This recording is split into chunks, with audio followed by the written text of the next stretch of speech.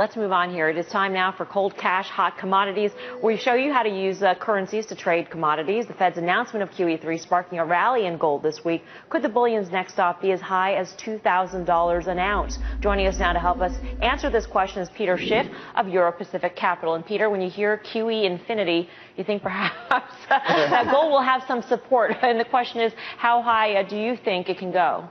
Well, first the Fed gave us Operation Twist. See, now they got Operation Screw, because that's exactly what's going to happen to everybody who's dumb enough to hold on to dollars. You were talking about the euro. The euro bears had it wrong. The currency that's about to collapse is the dollar, and that means the sky's the limit on gold. But, against the euro, you mentioned 150. Next year, $1.50 for a euro is going to look cheap. I think that's a little ambitious, Peter, but this is Kathy at the desk. And I wanted to ask you, do you think this is the third time that the Federal Reserve is coming in quantitative easing? So are we going to see a diminishing impact on commodities? Because there's only so many times you come in before it stops really having too much an effect. No, well, I think the diminished effect is going to be on phony economic growth. That's the problem. They can't conjure up any more phony wealth.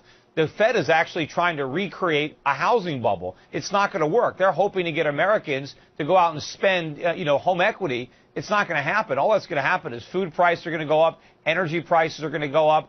I was calling for QE3 the minute they announced QE2 because I knew not only wouldn't it work, but it actually is inhibiting the recovery. We cannot recover as long as the Fed is stimulating with cheap money. All they're going to do is create inflation, and the dollar is going to be a bottomless pit. I mean, this is just the beginning. Peter, I'm with you on the inflation stuff, and I really hate what the Federal Reserve's doing. I dislike this a lot because it lets Congress off the hook and the president as well for doing some stuff for growth that needs to get done. But, Peter, you've been on the show a couple of times, and you said gold 5,000. Are you still on that? I mean, because that would take us to like 2 for the euro.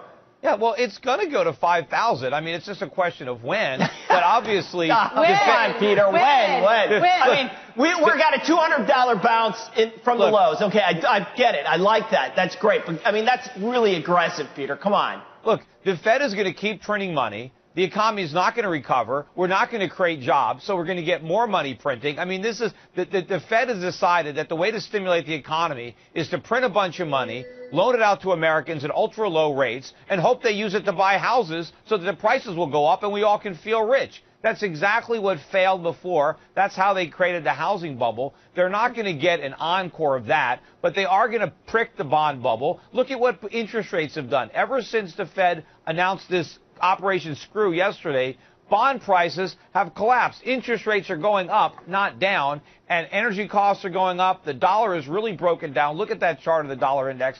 It's got no place to go but down, and eventually it's going to accelerate. Remember, people were piling into the dollar because they thought it was a safe haven. It's not a safe haven. It never was, but that perception is changing.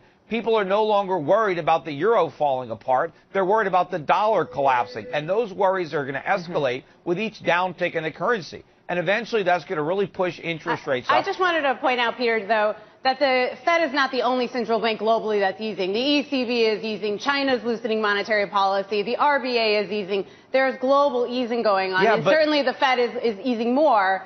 But there is global easing here. We're the country that has the most structural imbalances. We're the ones that have our hat in hand that have to borrow from the rest of the world. We have got a completely screwed up economy because the Fed won't let the market correct the damage. It won't let the market reallocate resources, restructure the economy. All we want to do is keep this reckless borrowing and spending binge going so we don't have to deal with the pain of solving the problems. So we're in a unique situation, and these other countries that are easing, they're actually doing it to prop us up. They can't keep doing it. They're going to have to stop basically committing, monetary carry. They're going to have to let the dollar fall, and they will, because we have just upped the ante with this all-in on stimulus. The world can't support us. Peter, got it. It's always good to get your analysis.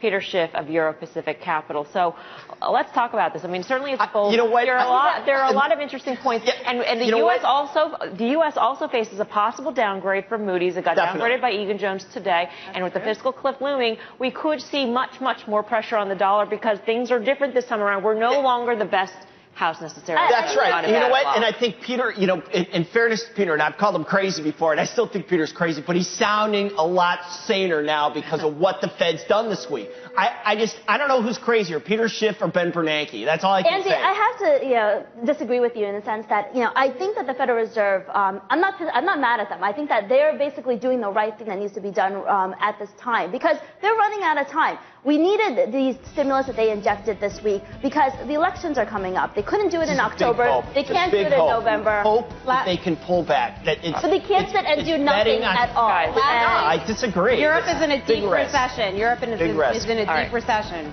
Final word there. Okay. All right. Got a question out there. Send us an email. The address, moneyinmotion@cnbc.com. If you want to learn more about